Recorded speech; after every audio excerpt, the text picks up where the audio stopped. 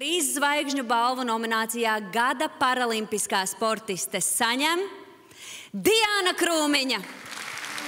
Aicinām Diānu pēc 3 zvaigžņu balvas. Diāna ir šīs vasaras paralimpiskajās spēlēs Parīzē izcīnījusi nevienu zelta godalgu šķēpu mešanā, bet arī 4. vietu diska mešanā. Labvakar visiem, labvakar augstu godājamies prezidenta kungs, ministrs kundze.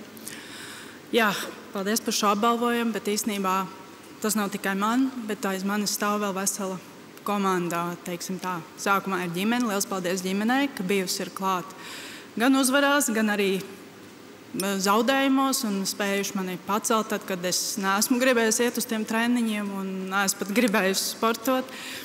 Un liels paldies, protams, manai komandai, kas ir treneris un ārsts.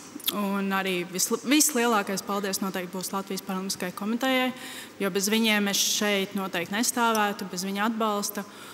Un milzīgs paldies ir noteikti mūsu līdzjutējiem, tā ir Latvijas tauta, jo bez viņiem nebūtu šī motivācija iet un nest to Latvijas vārdu pasaulē. Tā kā paldies jums! Paldies!